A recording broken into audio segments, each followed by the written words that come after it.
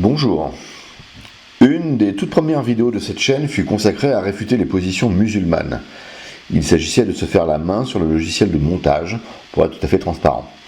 L'islam nous semble être une religion tellement ouvertement et objectivement fausse qu'une vidéo suffisait. Notre approche reste inchangée.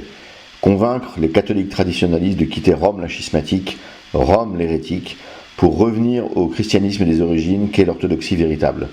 Voici résumé notre pastorale. Néanmoins, puisque nous réfutons des athées, des juifs, des protestants, des cacodoxes, il nous semble approprié de réfuter l'islam. Nous constatons que les autres confessions chrétiennes ont souvent du mal à répondre aux apologistes musulmans.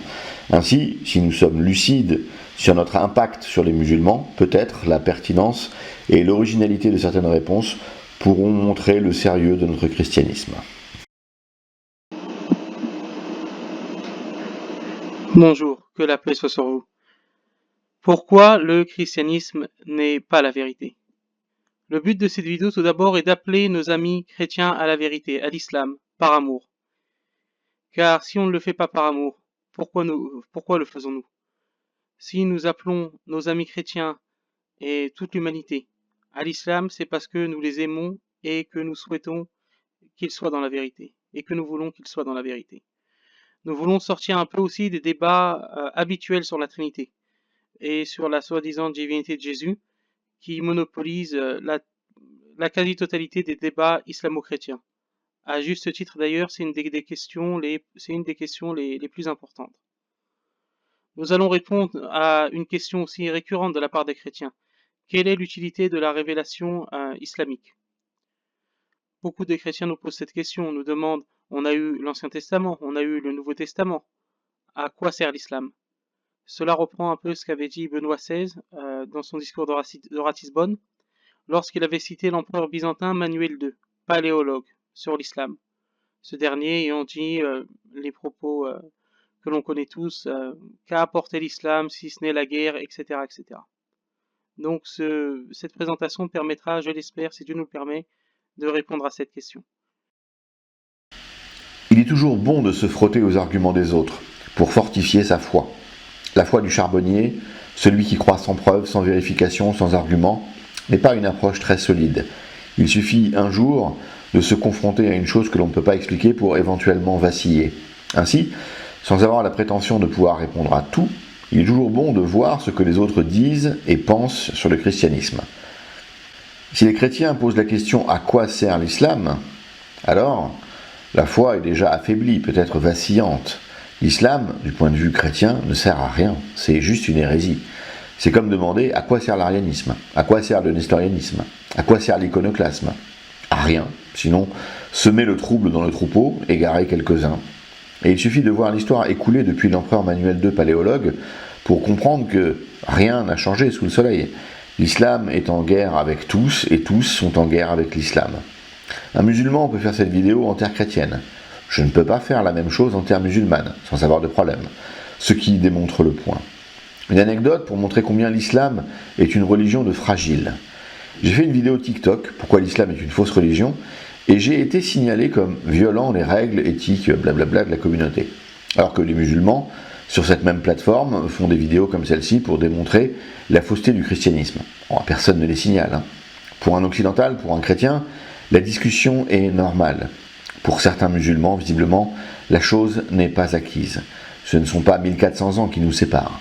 C'est un monde. Et certains pourraient se poser la question, pourquoi faire une telle présentation? Toutes les religions ne mènent-elles pas vers Dieu? Tout d'abord, c'est une idée très moderne, une idée qui ne gêne personne et qui est extrêmement politiquement correcte. Mais malgré tout, cette idée est illogique. Car si on dit qu'il n'y a pas de vérité, alors il n'est pas vrai de dire qu'il n'y a pas de vérité. À partir du moment qu'on affirme qu'il n'y a pas de vérité, le fait de dire qu'il n'y a pas de vérité n'est en soi pas une vérité. Ensuite, Dieu ne se contredit pas. S'il dit qu'il est unique, il ne va pas dire plus tard l'inverse à d'autres personnes. Ce n'est pas logique. C'est une réponse à ceux qui disent que la révélation islamique est compatible avec toutes les autres, c'est simplement un mode de communication différent de Dieu. C'est totalement faux, ça serait traiter de Dieu de menteur, ce qu'un croyant ne peut absolument pas faire. Effectivement, toute affirmation logique doit toujours être compatible à minima avec son propre énoncé. Par exemple, dire « il n'y a pas de vérité absolue » est en soi une vérité absolue incompatible avec son propre énoncé. C'est comme dire « je ne parle pas français » et énoncé qui s'auto-invalide puisque je dis cela précisément en français. Ainsi, du simple point de vue logique, il y a bien une vérité absolue, et comme le dit ici l'apologiste musulman, les religions ne se valent pas. Elles sont assez semblables en surface, mais très très dissemblables lorsque l'on rentre dans le détail. Jésus a établi un critère de vérité, l'union. En tout cas dans les paroles qui lui seront apportées dans les écrits chrétiens. Par exemple, l'évangile selon Jean, chapitre 13, versets 34-35, où il est dit « Je vous donne un commandement nouveau, aimez-vous les uns des autres, comme je vous ai aimés. Vous aussi, aimez-vous les uns les autres. À ceux-ci, tous connaîtront que vous êtes mes disciples, si vous avez de l'amour les uns pour les autres. » Ensuite, en Jean 17, 21, il dit « Afin que tous soient un, comme toi, Père, tu es en moi, et comme je suis en toi, afin qu'eux aussi soient un en nous, pour que le monde croie que tu m'as envoyé. » Donc, Jésus met la véracité, ou en tout cas pas la véracité, mais comme critère de vérité, l'union de ses disciples et de ceux qui le suivront. Ici, l'apologiste utilise deux paroles du Christ, un commandement et une prière, qui vont servir de base à son propos dans toute cette vidéo. De sa lecture de Jean 13, 34-35, il dit que l'amour entre disciples est équivalent à leur union. De sa lecture de la prière du Christ tirée de Jean 17, 21, il en tire la même chose. L'égalité de substance entre le Père et le Fils serait l'image de l'union entre chrétiens. Si la lecture patristique de Jean 13 ne penche pas du tout sur l'union des chrétiens, les pères, et particulièrement Chrysostome, comprennent Jean 17, 21 comme un appel à l'unité des disciples. Pas seulement, bien évidemment, car il y a des choses très subtiles et profondes dans cette prière du Christ, mais ici Jésus appelle les disciples à l'unité. Ainsi, disons que le propos musulman est un peu maladroit, mais disons pour le bien du propos général qu'effectivement, Jésus nous a appelés à l'unité. Et il dit dans le Sermon sur la montagne, en Matthieu 7, 16, « Vous les reconnaîtrez à leurs fruits, cueille-t-on des raisins sur des épines ou des figues sur des chardons ?» En parlant de la manière de reconnaître les faux prophètes. Et maintenant, nous allons voir les fruits du christianisme, principalement un fruit du christianisme. Ce fruit étant la division. J'ai pris ce graphique de Wikipédia. Nous voyons ici ce on peut appeler le christianisme initial, même s'il y avait d'ores et déjà ici énormément de divisions, notamment sur la nature de Jésus. Et ensuite, on peut voir ce qui s'est passé à partir du concile de Nicée et des autres conciles. Beaucoup de ces conciles avaient comme objet la définition de la nature du Christ, avec des opinions véritablement divergentes. Ensuite, on a eu l'établissement de l'Église catholique. On a eu le schisme entre les catholiques et les orthodoxes sur la question notamment de savoir si le Saint-Esprit dépend du Père ou dépend du Fils. On a eu la réforme protestante qui a créé une ribambelle d'églises et une ribambelle de nouvelles dénominations. Auparavant, on a eu les cathares qui ont été réprimés par l'Église catholique. Donc, c'est un graphique simplifié, mais qui est déjà assez compliqué. Et on peut se poser la question, on peut se demander où est l'unité dont parlait Jésus dans les évangiles. On pourrait me rétorquer, oui, mais en islam aussi, il y a des divisions. Ce n'est pas comparable. Les sunnites on a toujours été majoritaires. Les sunnites représentent aujourd'hui 85% des musulmans. Donc, en tant que musulmans sunnites, 85% des musulmans du monde entier vont avoir à peu près la même croyance que moi. Les divisions dans le christianisme sont dues de surcroît au texte même du Nouveau Testament, mais ça on le verra plus tard. La thèse de la vidéo est donc la suivante. Les chrétiens n'ont pas écouté Jésus. Le christianisme est très divisé. Et effectivement, si comme les œcuménistes on considère que ce qui a été présenté représente l'ensemble des branches du christianisme et que la somme de ces branches représente le christianisme complet, on ne peut que constater une affreuse division. Mais ce que l'on constate est que l'apologiste musulman n'a rien compris à ce qu'est l'Église. Pourtant, il y a quelques instants, il admettait, par la logique, la vérité philosophique et théologique suivante, il y a une vérité absolue et il n'y a donc qu'une vérité. Donc puisque tous ces courants chrétiens divergent sur certains points de doctrine, logiquement, un seul a raison, ou bien tous ont tort. Ce que nous pensons et essayons de prouver sur cette chaîne est que la continuité de la vérité portée par le Christ n'existe que dans l'orthodoxie véritable et traditionnelle. Les autres courants sont séparés de nous pour quelques erreurs ou pour de nombreuses erreurs selon les cas. Ensuite, il est savoureux de voir que le musulman prévient l'attaque sur la division que l'on rencontre aussi en islam. Ce qui ne m'empêchera pas de rapporter qu'il existe sunnisme, chiisme, soufisme, kharijite, chacun subdivisé en de nombreuses sous-branches. Il y a aussi les coranistes, qui semblent avoir les mêmes postulats que les protestants chez nous. Je tiens à préciser que j'ai une culture très rudimentaire en islam, et j'en connais beaucoup moins en islam que beaucoup d'apologistes musulmans en connaissent en christianisme ou en Bible. Je me contente de rapporter ce que je comprends des articles de vulgarisation des encyclopédies à disposition. Donc nous avons un islam très divisé, et même si les sunnites sont majoritaires, il n'empêche que l'ensemble de l'islam est divisé, que l'ensemble du bloc majoritaire sunnite est lui-même divisé en plusieurs écoles de loi. Je ne connais pas les différences et subtilités entre ces écoles. Est-ce que le chauffeur du camion qui a tué les gens à Nice est de la même école que les musulmans qui persécutent les chrétiens au Pakistan? J'avoue mon incapacité à répondre. Est-ce que les tueurs de caricaturistes français sont dans la même tradition que ceux qui empêchent les femmes d'aller à l'école en Afghanistan? J'avoue mon inculture en la matière. Le christianisme me semble tellement plus intéressant à étudier et la vie est courte. L'impact de ces divisions est plus grand chez les chrétiens du quotidien que chez le musulman du quotidien. Et on verra pourquoi avec cet exemple, l'exemple du taxi. Je sais que ça peut paraître un exemple un peu original, mais en tant que musulman, sauf exception, lorsque je rentre dans un taxi, je salue le chauffeur de taxi musulman en lui disant « Assalamu alaikum, que la paix soit sur toi ». Ensuite, la plupart du temps, ça arrive assez souvent, on parle de religion et on prie ensemble. On invoque Dieu ensemble, on prie l'un pour l'autre. Dans le cas des chrétiens, même si le chauffeur et le passager sont chrétiens, encore faut-il que les deux soient de dénomination compatible. Il y a par exemple l'interdiction de prière écuménique entre certaines dénominations. Par exemple, un baptiste et un orthodoxe ne vont pas pouvoir prier. Il y a l'interdiction de prière œcuménique, ça veut dire avec des différents courants du christianisme, chez les baptistes et chez une partie des orthodoxes. Donc la fraternité chrétienne dont parlait Jésus, la fraternité entre ses disciples, elle n'est pas présente ici. L'exemple du taxi est plus inepte que vraiment original. Le but n'est pas de pouvoir prier avec n'importe qui, n'importe quand. Le but est de participer à la nature divine et d'acquérir les charismes de l'Esprit Saint. Personnellement, quand je prends un taxi, c'est surtout pour aller d'un point A à un point B. Est-ce que je manque d'amour à ce moment-là ?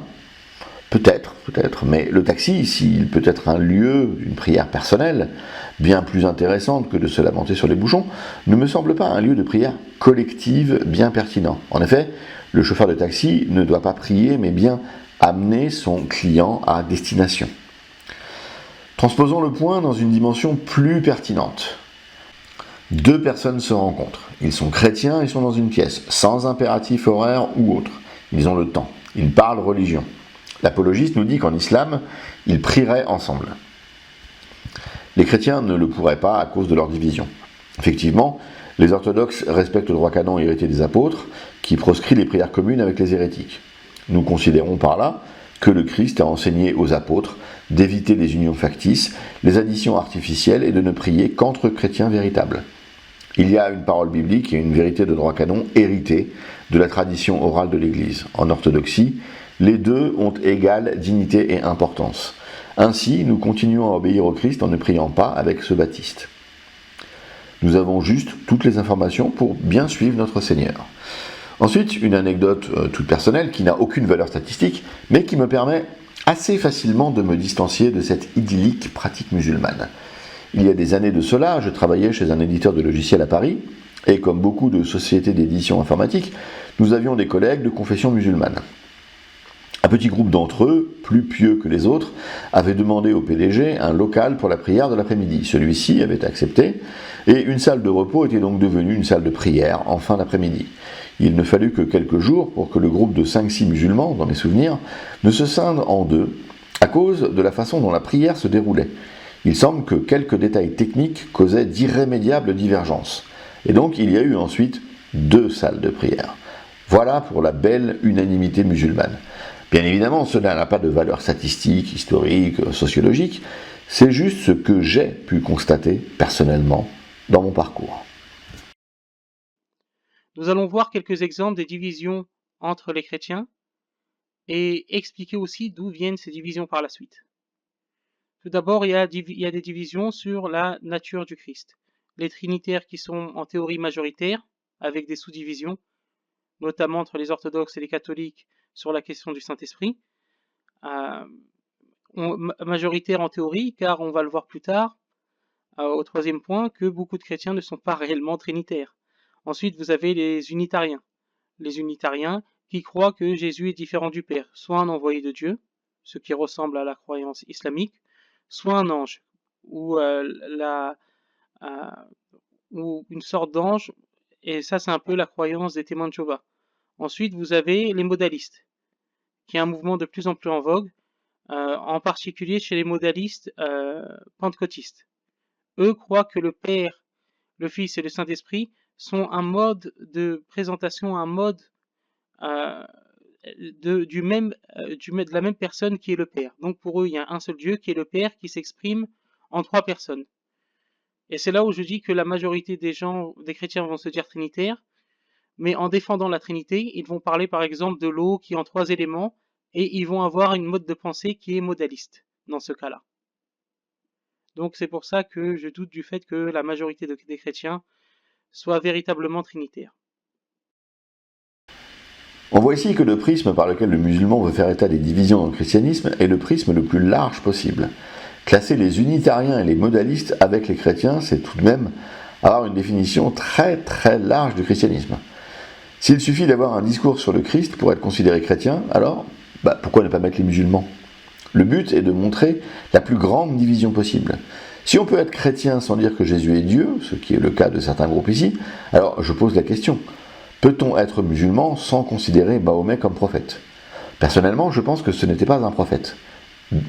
J'ai un discours sur lui, comme les témoins de Jéhovah ont un discours sur le Christ. Je suis à peu près aussi proche de l'islam sunnite majoritaire que les témoins de Jéhovah le sont de la vision majoritaire du christianisme sur Jésus, vrai homme et vrai Dieu. Donc ici, c'est très malhonnête. Il y a ensuite la division sur le salut. Est-ce que le salut se fait par la foi? Est-ce que le salut se fait par la foi et les actes? Donc le salut par la foi, c'est chez les protestants notamment, sola fide, seule la foi sauve. Et le salut par la foi et les actes, c'est les orthodoxes et les catholiques. Il y a le salut par prédestination ou élection divine. Donc c'est un salut par la foi, mais c'est Dieu qui a décidé de lui-même qui sera sauvé ou non de tout temps. Et ça, c'est dans une sous-catégorie du protestantisme, c'est dans le calvinisme. Là, on se rapproche déjà davantage de ce qui est chrétien. Et donc, effectivement, il y a diverses visions sur la façon dont le salut s'obtient. La présentation est ici correcte. Le passage du catéchisme orthodoxe qui éclaire cela est le suivant. Question. Que faut-il pour être agréable à Dieu et pour le salut de l'âme? Réponse. D'abord, la connaissance du vrai Dieu et la vraie foi en lui, puis une vie selon la foi et les bonnes œuvres. Question. Pourquoi la foi est-elle d'abord exigée? Réponse, parce que, comme l'atteste la parole de Dieu, il est impossible de lui être agréable sans la foi. C'est tiré de l'Épître aux Hébreux. Question, pourquoi la vie selon la foi et les bonnes œuvres doivent-elles être inséparables avec la foi? Réponse, parce que, selon le témoignage de la parole de Dieu, la foi qui est sans les œuvres est morte. C'est tiré de l'Épître de Saint Jacques. J'ai toujours trouvé étrange, savoureux et facétieux que les protestants, les apôtres du « tout est dans la Bible » et rien d'extérieur à la Bible ne doit venir nous éclairer, ne prennent pas plus au sérieux la Bible, lorsque celle-ci se souvient que Saint Jacques a dit que sans les œuvres, la foi est morte. Donc oui, les confessions chrétiennes se divisent sur ce point également, mais la cohérence est indubitablement orthodoxe, et catholique pour l'occasion. Il y a ensuite division sur la pratique. Le culte des saints, qui est un dogme chez les catholiques, mais qui est de l'idolâtrie chez beaucoup de protestants. Et c'est assez marrant parce que beaucoup de chrétiens se plaignent du fait que le Coran affirme que les chrétiens associent quelqu'un à Dieu, mais entre eux, entre protestants et catholiques, ils se traitent de païens. Notamment certains protestants qui traitent les catholiques de païens en disant que les catholiques vénèrent Marie. Il y a ensuite l'Eucharistie, ou le mode de présence du Christ. Est-ce un mode de présence réel comme dans le catholicisme? Donc pour eux, ils interprètent de manière véritablement littérale les propos attribués à Jésus, mangez mon pain, ceci est mon pain, ceci est mon sang. Ils pensent que, les catholiques pensent qu'il y a une véritable présence réelle, que le pain se transforme en chair du Christ et le vin en sang du Christ. Vous avez les luthériens qui vont avoir des positions plus nuancées, vous allez avoir d'autres protestants, notamment baptistes et évangélistes, qui ne vont croire qu'en une présence symbolique du Christ. Donc c'est du domaine du symbole pour se rappeler du Christ. Ensuite, vous avez le baptême, soit au nom de la Trinité, ça c'est le baptême le plus connu dans le christianisme, au nom du Père, du Fils et du Saint-Esprit, soit au nom de Jésus. Et ce baptême est plus connu, c'est les pentecôtistes modalistes. On les appelle, je crois, en anglais, les Oneness Pentecostal. Donc, qui commence vraiment à être un mouvement en vogue, donc de pentecôtistes, qui ont cette croyance modaliste, donc que Jésus, le Père, c'est une même personne qui se révèle, que le Père est un seul Dieu qui se révèle en trois personnes. Donc, eux vont baptiser au nom de Jésus et vont considérer les baptêmes des autres comme nuls et non valides parce qu'ils ont été faits au nom du Père, du Fils et du Saint-Esprit. Donc là, on a ici déjà une très grosse divergence puisque, d'une certaine manière, selon le mode de baptême que vous avez, vous serez excommunié par une autre partie des chrétiens. Ensuite, vous avez le don du Saint-Esprit, le parler en langue ou la glossolalie. Puisque le parler en langue dans les actes des apôtres, c'est les apôtres qui parlent dans des langues qui sont compréhensibles par d'autres mais qu'eux ne connaissent pas. La glossolalie, c'est ce qui se pratique particulièrement chez les églises, dans les églises pentecôtistes. C'est le fait de parler dans des langues qui sont inconnues, donc que seuls vous pouvez comprendre. Et il y a une véritable différence entre les pentecôtistes qui pensent que le parler en langue n'a jamais cessé depuis les apôtres et les sécessionnistes qui pensent que le parler en langue s'est arrêté, les dons du Saint-Esprit se sont arrêtés après la génération des apôtres. On voit ici un bel échantillon de division. Le terme pratique est un peu vague, mais bon, admettons. Je ne vais pas rentrer dans chaque détail pour amener une démonstration, car cela prendrait trop de temps. Je n'ai pas connaissance de ces chrétiens, entre guillemets, qui veulent baptiser uniquement au nom du Christ et qui considèrent qu'un baptême avec mention trinitaire serait invalide et entraînerait une excommunication, mais admettons. Il suffit de consulter le final de l'évangile selon saint Matthieu pour voir la réponse à cette non-question. Le Christ y déclare « Allez, faites de toutes les nations des disciples, les baptisant au nom du Père, du Fils et du Saint-Esprit ». Donc, comme dans tous les autres cas, il s'agit juste d'une déviation par rapport à ce qui a été donné et transmis. La tradition de l'Église conserve, dans son corpus textuel immense, toutes les réponses à ces questions. Le bon critère pour faire le tri sera l'infaillible méthode de saint Vincent de Lérins. Ce moine du 5e siècle nous enseigne qu'il ne faut accepter que ce qui a été cru par tous, partout et toujours. Nous allons utiliser cette technique sur les affirmations suivantes, et vous allez voir que c'est finalement très simple d'identifier ce qui vient de l'Église et ce qui ne vient pas de l'Église. Il y a ensuite les divisions sur les sources de révélation. Pour certains, pour les protestants par exemple, ce sera sola scriptura, la Bible seule qui compte et qui est source de révélation. Pour les catholiques, ce sera la Bible et la tradition des saints. Donc ça, c'est une différence principale et la révélation continue par l'Église. Et chez certains protestants pentecôtistes, mais c'est une très petite minorité, on va avoir la Bible et la révélation continue par le Saint-Esprit.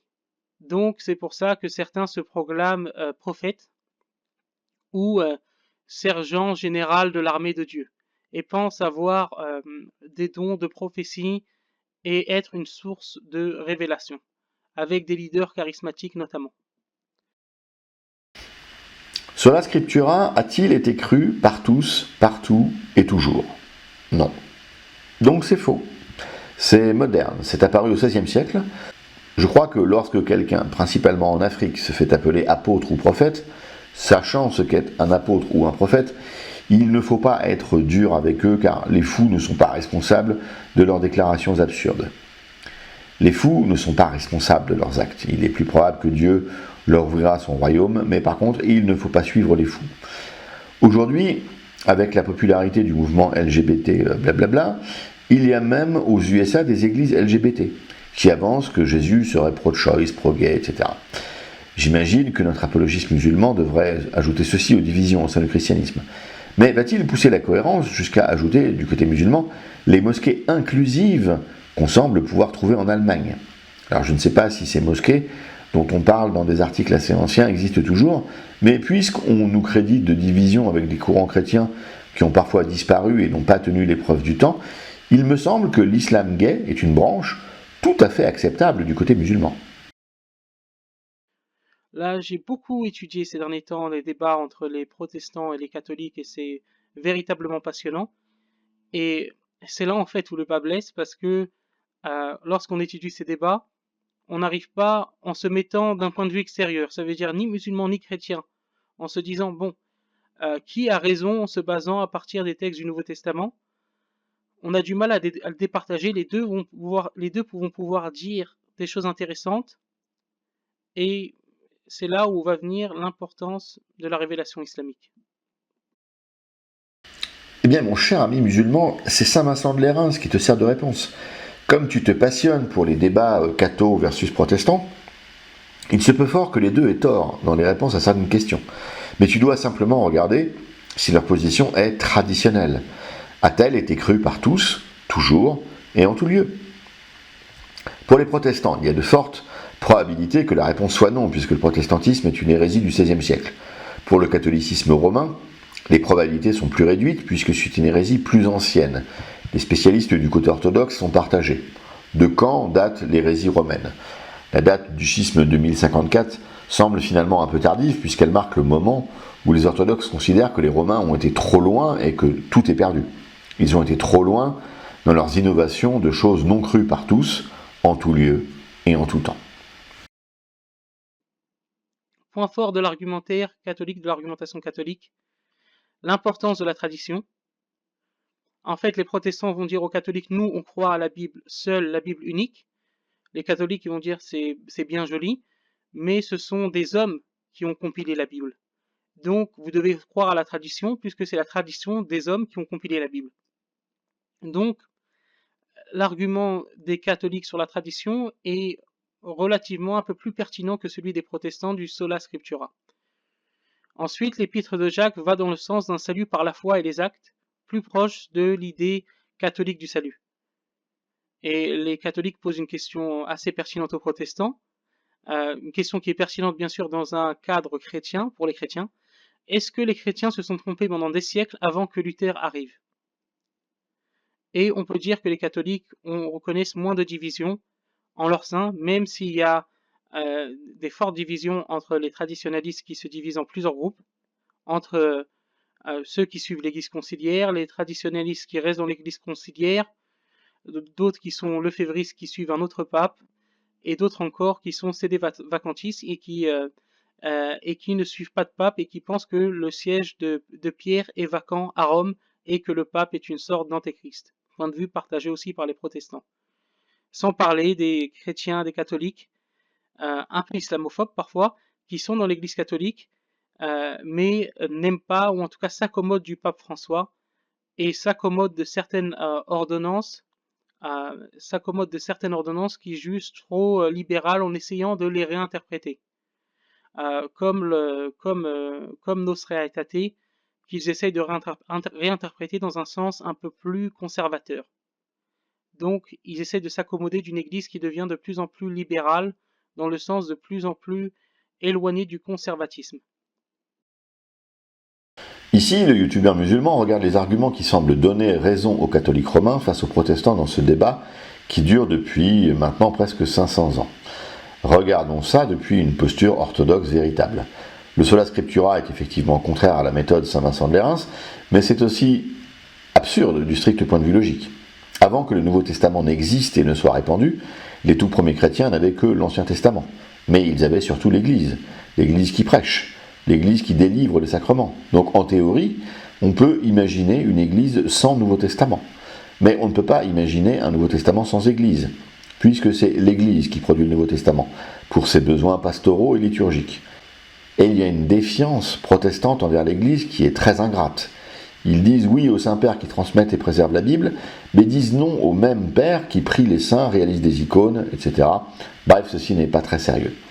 La question romaine est vraie pour toute hérésie chrétienne récente. J'aime bien la poser aux Mormons, aux témoins de Jéhovah, aux différentes hérésies néo-protestantes. Avant que votre fondateur n'apparaisse au XIXe siècle, le plus souvent, où était l'Église, dont on rappelle que les portes de l'enfer elles-mêmes sont impuissantes face à elle? Quels étaient les chrétiens compatibles avec votre théologie avant vous? Ensuite, on voit les points forts de l'argumentation protestante, et en même temps donc les points faibles de celui des catholiques. Plusieurs pratiques catholiques ne sont pas bibliques, notamment le culte des saints. Ça, il suffit de le voir dans la Bible, où on peut aussi parler, certains protestants peuvent parler aussi du baptême des enfants, qu'ils considèrent comme n'étant pas biblique. Certaines doctrines sont véritablement tardives, comme la doctrine du purgatoire qui s'est développée plusieurs siècles après le départ de Jésus, que la paix soit sur lui. Nous, en tant que musulmans, nous pensons que le Christ a été élevé par Dieu et qu'il a été sauvé de la croix et qu'il n'a donc pas été crucifié. Donc, après son départ, il a fallu des siècles pour venir à une doctrine qui est vraiment importante dans l'Église catholique, qui est la doctrine du purgatoire. Ensuite, il y a l'infaillibilité pontificale. L'infaillibilité pontificale, ce n'est pas de dire que le pape a toujours raison, mais que le pape est infaillible, il a toujours raison si il s'exprime ex cathedrâ, j'ai oublié le terme, in cathedrâ, qui s'exprime en tout cas sur le siège de Pierre. À partir de ce moment-là, lorsqu'il s'exprime sur ce siège avec sur des sujets qui ont attrait à la foi, le pape devient infaillible. Donc le jour où le pape François prendra la décision de s'exprimer de cette manière, par exemple, sur des sujets en disant par exemple que tout le monde peut aller au paradis, pas simplement les catholiques conservateurs auront de véritables problèmes à ce niveau-là. Les orthodoxes reprennent certains points protestants en les adressant aux catholiques romains, toujours avec la même méthode. D'où tirez-vous que le pape est infaillible lorsqu'il s'exprime en matière de foi? Les erreurs de certains papes au cours de l'histoire servent à prouver le point totalement absurde de cette affirmation puérile. Le cas le plus connu est probablement celui du pape Honorius Ier, qui affirma dans un courrier officiel une position monothélite, une hérésie condamnée plus tard par l'Église. Voilà pour l'infaillibilité pontificale. Celle qui ne se trompe pas, c'est l'Église. Pour le purgatoire, cela fut un sujet de discussion entre catholiques romains et orthodoxes bien avant que l'hérésie protestante n'apparaisse. Je dirais que nous avons davantage d'expérience dans les discussions stériles avec les dignitaires romains. Pour le culte des saints, effectivement, il n'est pas explicitement biblique, mais ici l'apologiste musulman manque de cohérence intellectuelle. Avant, il a montré que la tradition de l'Église avait une importance et que la Bible n'était pas l'unique source de vérité. Maintenant, il condamne quelque chose de traditionnel parce que ce n'est pas biblique. Bon, il faudrait savoir. Le catéchisme orthodoxe enseigne la chose suivante.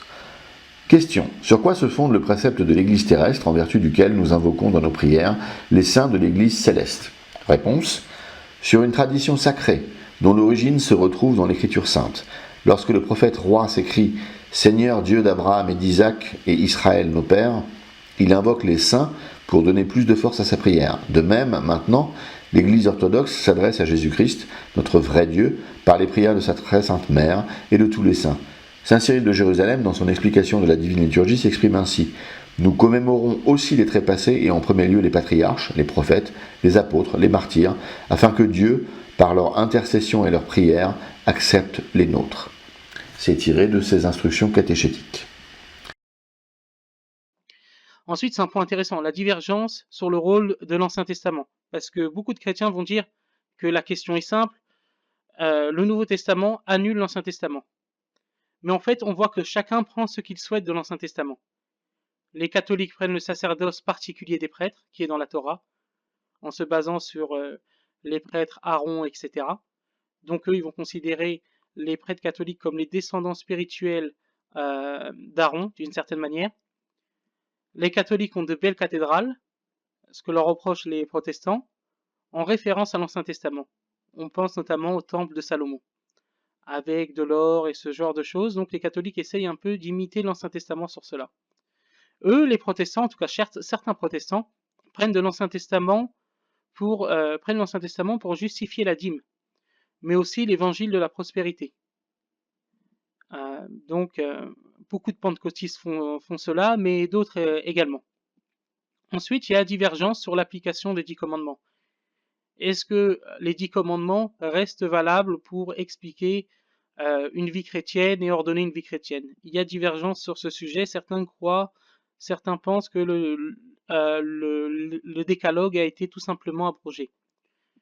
Ensuite, il y a divergence sur l'application du Shabbat. Si on accepte les 10 commandements, on doit accepter le repos du samedi. Ça, ce sont les adventistes du 7e jour et d'autres sectes chrétiennes qui sont dans cette mouvance-là, et aussi certains juifs messianiques qui veulent que cette pratique soit réintroduite. L'articulation des 2 testaments de la Bible est un marqueur fort du fait d'avoir compris les choses. Cela peut paraître très compliqué, mais les notions les plus simples en relation avec cette problématique sont également données dans le catéchisme orthodoxe, dans le passage qui traite du décalogue. Question. Puisque ces commandements sont donnés au peuple hébreu, sommes-nous obligés de nous y soumettre? Réponse. Oui, parce qu'ils contiennent en substance la même loi naturelle qui, au dire de saint Paul, est inscrite dans les cœurs de tous les hommes, afin que tous s'y conforment. Question. Jésus-Christ nous a-t-il prescrit aussi de prendre les 10 commandements pour règle de nos actions? Réponse. Il enjoignait à ceux qui acceptaient sa doctrine de garder les commandements pour avoir la vie éternelle, mais il leur enseignait en même temps à les mieux comprendre et à les remplir plus parfaitement qu'avant sa venue. Puis le catéchisme déroule tous les ajustements issus de la révélation chrétienne, le fait que le jour le plus important soit le dimanche et plus le samedi, etc. En orthodoxie, ces questions ont déjà été réglées depuis belle lurette. Les protestants, coupés de la tradition vivante de l'Église, sont condamnés à revivre les grandes questions qui furent résolues il y a des siècles de cela. Pourquoi autant de divisions dans le christianisme? Tout d'abord parce que les textes du Nouveau Testament sont flous sur beaucoup de sujets. Un exemple simple, c'est sur la nature de Jésus. Beaucoup de chrétiens vont se baser sur l'évangile selon Jean et sur certains versets qui peuvent paraître ambigus. D'accord. Il ne faut pas oublier que l'évangile selon Jean est un des évangiles les plus tardifs. Donc c'est un point intéressant à retenir tout d'abord. Et ensuite, il faut se poser cette question. Le Dieu de l'Ancien Testament, qui expliquait dans le Lévitique comment construire l'autel de l'Éternel, comment faire des sacrifices à la ligne près, en expliquant tous les détails de la loi, ce Dieu qui va passer la moitié de l'Ancien Testament à expliquer le culte aux fils d'Israël, ce Dieu-là n'aurait pas pu inspirer aux auteurs du Nouveau Testament, si Jésus avait été Dieu, une phrase toute simple, ou au moins 2 ou 3 versets sans équivoque. Non. Alors, quand je vois les débats, même pas entre musulmans et chrétiens, mais entre unitariens, par exemple témoins de Jéhovah et chrétiens trinitaires, il faut à chaque fois aller au grec, avec des textes majoritaires et des textes minoritaires.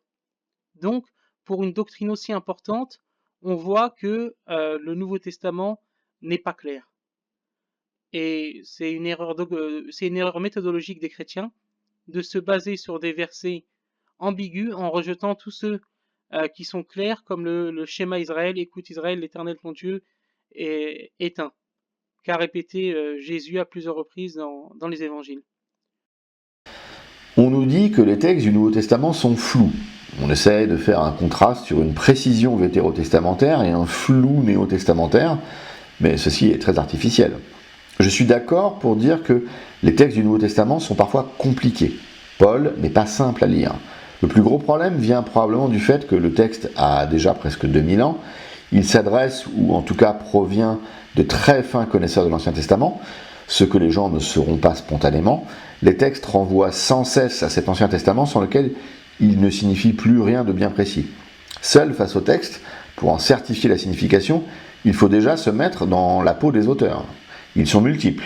Ce sont des juifs, ou des prosélytes pour le cas de Saint Luc, des juifs du 1er siècle. Il faudra étudier leur contexte historique et religieux. Il faudra maîtriser cet Ancien Testament si important. Il faudra connaître le grec dans lequel le texte nous est parvenu. Mais effectivement, même avec tout cela, comment s'assurer de la signification du texte. Ce qui serait pratique serait d'avoir les auteurs nous disant « voilà ce que j'ai voulu dire ». Eh bien, nous avons cela. Cela s'appelle l'Église. L'Église est un peu la maison d'édition, si vous voulez. C'est elle qui a produit l'ouvrage, sélectionné les auteurs, choisi l'ordre et conservé les commentaires donnés par les disciples même des auteurs. Donc, oui, peut-être le texte acheté par quelqu'un de tout seul aujourd'hui, en 2023, en librairie, pourrait poser quelques questions, semer quelques doutes. Mais ce texte n'a jamais été pensé pour être donné à quelqu'un de seul sans l'accompagner. C'est le texte qui accompagne les catéchumènes vers le baptême. Et ce catéchuménat se passe avec des personnes, souvent des prêtres, qui vont pouvoir répondre à toutes les questions que se posent les catéchumènes. Donc, si on prend l'image suivante, le texte d'une pièce de théâtre pourrait laisser une infinité de variations possibles pour la mise en scène. Mais si l'auteur est là pour répondre à vos questions, ces questions s'évanouissent. Le musulman ici nous dit que l'Ancien Testament était très précis pour le système sacrificiel. On se demande bien pourquoi les Juifs de la Mishnah et du Talmud ont noirci des milliers de pages pour observer correctement la loi, selon eux, si tout était si clair. Rien que le Shulchan Arour, qui est la référence chez les pharisiens, qui est une sorte de référence sur la bonne pratique faite à lui seul, des milliers de pages. Les parties concernant le système sacrificiel en question fait des centaines de pages d'explications. Bizarre pour quelque chose d'aussi clair. Je pense qu'il y a ici une projection du Coran, qui est un texte beaucoup plus simple à comprendre en termes de prescription. Mais la Torah et le Coran ne sont pas comparables, loin de là. Le Coran est infiniment plus simple. Peut-être est-ce une des raisons du succès de l'islam. Les sabres des conquérants et la violence intrinsèque de cette religion peut également expliquer ce succès. Finissons sur cette accusation récurrente du fait que le texte du Nouveau Testament serait ambigu quant à la divinité du Christ. On se demande toujours si les musulmans ont une Bible sans l'Évangile selon saint Jean. C'est assez prodigieux. Il y est dit très précisément que le Verbe qui s'est fait chair en la personne de Jésus est Dieu. Au commencement était le Verbe, et le Verbe était auprès de Dieu, et le Verbe était Dieu. En un verset, on a la divinité du Christ et la pluralité des personnes divines. En un verset. Ensuite, l'enseignement de Jésus n'est pas universel, mais c'est surtout un enseignement spirituel. Donc c'est pour ça qu'il n'a pas mis en place certaines choses et expliqué certaines choses, car c'était un enseignement qui avait pour but de préparer à l'attente du dernier messager de Dieu, le prophète Mohammed, que la paix et la bénédiction de Dieu soient sur lui. Puisqu'il n'y a presque pas de législation dans le Nouveau Testament. Et donc si les chrétiens considèrent que l'Ancien Testament est abrogé, il y a un vide juridique avec lequel les chrétiens essayent de bricoler en prenant une partie de l'Ancien Testament, en n'appliquant pas l'autre, selon leur doctrine et selon leur dénomination. On voit ici une vision totalement coranique des choses. Pour être complète, la révélation chrétienne devrait également donner des éléments de droit, nous dit-on. Et pourtant, bien que cela ne soit pas quelque chose de comparable ici, il existe tout un droit canon lié à l'Église. L'Église légifère son propre fonctionnement, mais certainement pas celui de la société dans laquelle elle évolue. Si elle est majoritaire et en capacité d'influencer, elle va bien sûr œuvrer à ce que les fondamentaux bioéthiques et anthropologiques soient ceux du Christ. Pas d'avortement et un mariage monogame hétérosexuel. L'Église n'a pas vocation à créer une sorte de charia chrétienne. Ce manque ne justifie en rien l'apparition de l'islam. Fausse religion portée par un faux prophète, l'islam ne vient pas combler un manque, il n'y a pas de manque. L'enseignement du Christ sur le péché originel, l'importance du pardon, le jugement dernier, la résurrection des morts est bien suffisant. L'Église va impacter la société moralement, artistiquement et va modeler les choses, mais certainement pas les légiférer directement. Elle n'est pas là pour ça. Ensuite, il y a des contradictions doctrinaires dans le Nouveau Testament. Je ne parle pas de contradictions sur des faits, sur des événements entre les évangiles. Ces choses existent. Mais je parle ici de contradictions doctrinaires dans le Nouveau Testament. Exemple de contradiction doctrinale dans le Nouveau Testament, c'est notamment sur la question du salut. On a l'évangile, on a l'épître aux Romains, écrit par Paul, en tout cas attribué à Paul, chapitre 3, verset 28, qui dit « Car nous pensons que l'homme est justifié par la foi sans les œuvres de la loi. » Mais à l'inverse, nous avons Jacques, qui est considéré par la tradition chrétienne comme le frère de Jésus, qui dit en Jacques 2, 18, mais quelqu'un dira, toi tu as la foi et moi j'ai des œuvres, montre-moi ta foi sans les œuvres, et moi je te montrerai la foi par mes œuvres. Et donc là, on voit à ce moment-là une différence doctrinale que les chrétiens ont essayé de réconcilier, en tout cas les protestants qui croient au sola fide, seule la foi sauve, qu'ils ont essayé de réconcilier, que Luther n'avait pas trop envie de réconcilier, puisque Luther avait dit de l'épître de Jacques que c'était un épître de paille. Donc on a vu que cet épître pose problème. Et d'ailleurs, vous allez le remarquer, cet épître est très peu cité par les protestants. Il est presque oublié par les milieux protestants, beaucoup plus cité par les catholiques. Donc là, on voit deux textes qui sont difficilement réconciliables. Et ce ne sont pas, comme parfois dans les évangiles, des contradictions sur des faits historiques, des petits détails. Non, ce sont des contradictions sur des doctrines importantes. Donc, comme la Bible dit, Dieu n'est pas un Dieu de confusion. Et il faut se poser des questions dans ce cas-là lorsque les textes du Nouveau Testament se contredisent. Il y a même certains exégètes du Nouveau Testament, certains spécialistes, qui pensent que l'épître de Jacques est une réponse directement à Paul. Donc je vous laisse juger sur cela. Le fait que les protestants soient gênés par l'épître de Jacques n'est pas notre souci, à nous orthodoxes. Nous les laissons à leurs inconciliables contradictions. Ensuite, il n'y a pas de souci entre ces deux versets. Il n'y a même pas d'opposition, ne serait-ce que superficiellement. Paul dit, reprenant la déclaration du prophète Habacuc, que la justification vient par la foi du juste. Paul, en respectant parfaitement l'Ancien Testament, rappelle que les œuvres de la loi de Moïse ne servent en rien à justifier une personne devant Dieu. Ce dont il est question ici, ce sont les œuvres de la loi mosaïque, c'est-à-dire l'observance des commandements de la loi. Chez Jacques, il est rappelé qu'une foi parfaite sans les œuvres n'est pas une foi parfaite. Et d'ailleurs ici, Jacques fait référence à quelque chose de plus universel que les œuvres de la loi mosaïque. Il parle d'œuvres au sens de faire des choses dans le réel, dans le concret, qui manifestent la réalité de la foi. 2 versets avant, il donne le contexte qui permet de saisir son propos. Si un frère ou une sœur sont nus et manquent de la nourriture de chaque jour, que l'un d'entre vous leur dise « Allez en paix, chauffez-vous et vous rassasiez » et que vous ne leur donniez pas ce qui est nécessaire au corps, à quoi cela sert-il ? Jacques prend le cas hypothétique de quelqu'un qui n'a pas de quoi se nourrir, qui n'a pas de quoi se chauffer ou même de se vêtir. Si on ne lui donne pas de quoi remplir ses besoins basiques et immédiats, notre foi n'est pas réelle. C'est cela que dit Jacques. Ce que dit Paul est que respecter le Shabbat, respecter la cacheroute, respecter la circoncision, cela n'a jamais justifié personne. Cela n'a jamais ouvert les portes du royaume à quiconque. C'est la foi qui les ouvre. Et la foi, elle se prouve. Elle se prouve dans l'amour.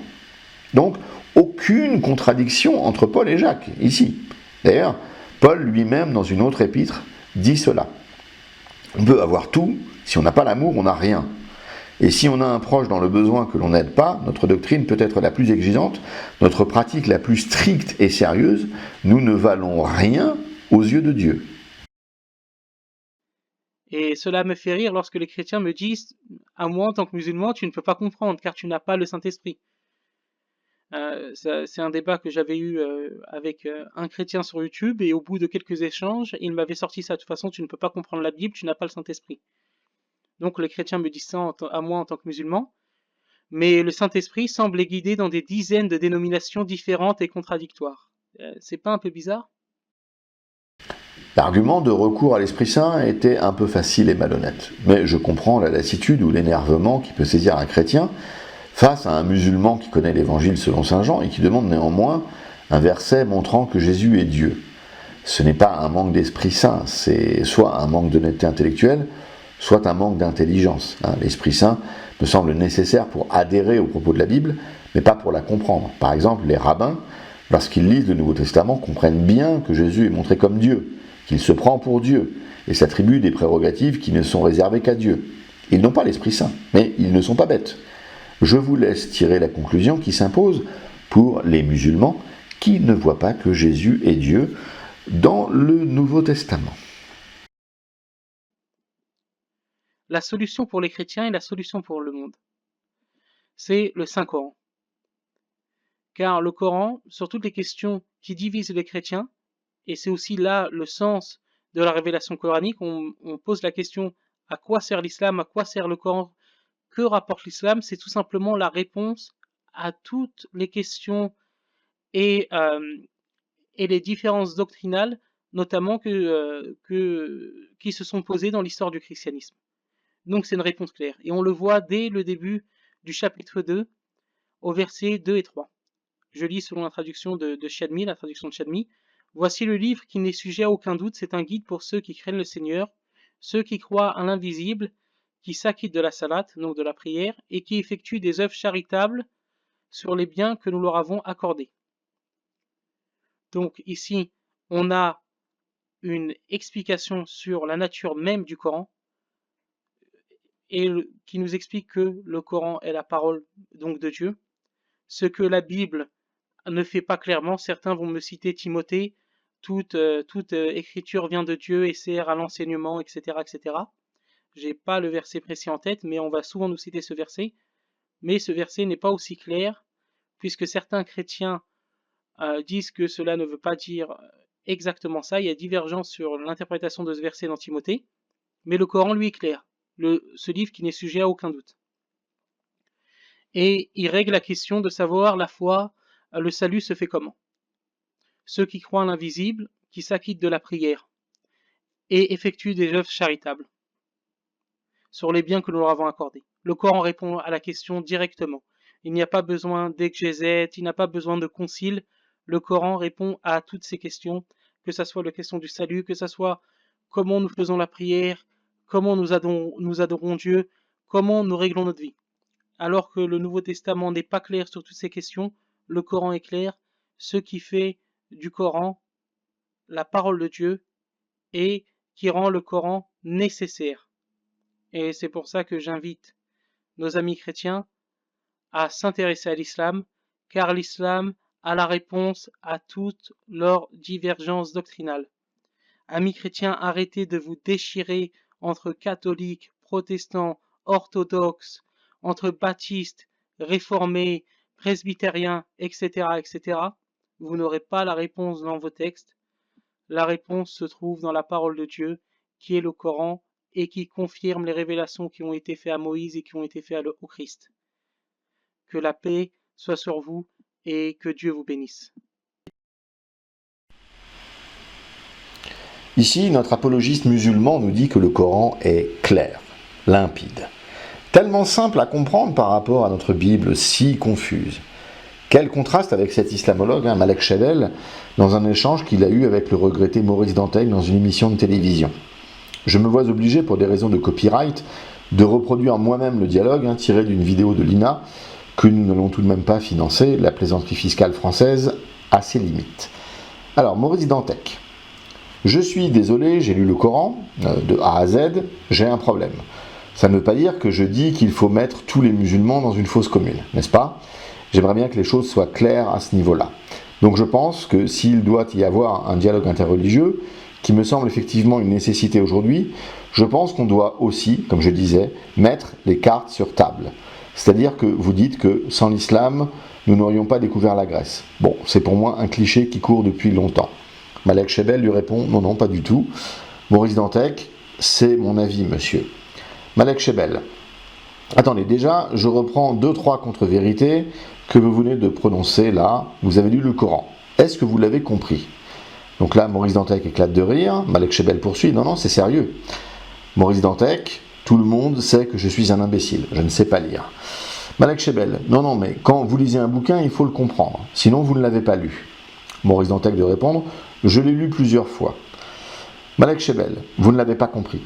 Parce que je vais vous dire, nous sommes des spécialistes du Coran et au XXIe siècle, on a encore des problèmes, d'explicitation de certains versets du Coran qui sont très confus. Si vous avez compris le Coran, en langue française en plus, parce que moi je lis dans le texte, je vous tire chapeau. Maurice Dantec répond, eh bien écoutez, j'ai lu la traduction, effectivement, je pense dite officielle française du Coran, ça me pose un problème. Et Malek Shebel de conclure, non mais écoutez, attendez, ce n'est pas un débat théologique sérieux, soyons sérieux, je ne vais pas attendre de vous que vous lisiez le Coran et que vous me l'expliquiez. Voilà. vous pourrez trouver cet échange entre les deux, entre Malek Shebel et Maurice Dantec, dans une émission de Thierry Ardisson sur l'INA. Ça se trouve assez facilement. Alors, Malek Shebel, lorsque on commence à lire le Coran, nous dit qu'on ne peut pas le comprendre, dans son intégralité en tout cas. Mais si on ne peut pas le comprendre, même en allant à la version arabe, comment nous autres, petits chrétiens, allons faire ? Donc, soit le Coran est le livre d'une révélation universelle, et l'essentiel doit se comprendre dans n'importe quelle langue, soit c'est une religion locale, créée pour des éleveurs de chameaux du 7e siècle. Notre youtubeur musulman semble considérer que la première version est la bonne, qu'on peut le comprendre facilement. Et je suis d'accord avec cette déclaration. Il n'y a pas de doute avec le Coran. Ramassis improbable d'hérésie condamné par l'Église depuis des siècles, il nous présente comme prophète ultime un analphabète pédophile polygame violent qui s'illustre dans des crimes de guerre. Jamais de la vie, quelqu'un de sensé, connaissant les éléments problématiques de la vie de cette personne, ne peut croire qu'il s'agisse d'un prophète, sachant qu'il n'y a pas eu de repentir sur ces fautes d'une immense gravité. Les deux théories principales sont que le Coran est soit d'origine démoniaque, soit d'origine humaine. Bon, s'il est d'origine démoniaque, il semble bien évident qu'il ne faille pas le suivre. S'il est d'origine humaine, vu le genre de personnage douteux qui en est à l'origine, il ne peut pas s'agir de quelque chose qui puisse être fondateur dans une vie spirituelle.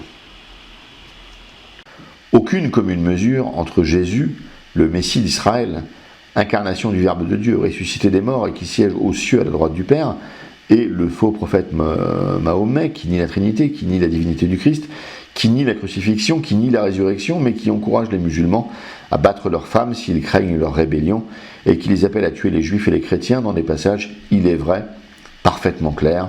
Soyons honnêtes, le Coran est clair. Bref, les innombrables courants issus de l'Église, formés par ceux qui n'ont pas voulu se soumettre à son enseignement et à sa tradition, ne prouvent rien, sinon que l'homme est pécheur, orgueilleux, et que le diable n'a eu de cesse de semer la division. Mais malgré tout cela, malgré les erreurs des luthériens, des calvinistes, des papistes, des baptistes, des cacodoxes, l'Église est une, sainte, catholique et apostolique. Elle se trouve chez les orthodoxes traditionnalistes qui respectent son enseignement 2 fois millénaire. Musulmans, votre pseudo-prophète est probablement déjà en enfer de façon temporaire à cause de tous ses crimes. Il y sera très certainement jeté éternellement lors du jugement dernier. Si vous ne voulez pas le suivre dans cette impasse existentielle, il n'est pas trop tard pour opter pour le salut offert en Christ. Seul le sang du Christ répandu sur la croix peut vous donner l'expiation de tous vos péchés. Bienvenue dans les catacombes.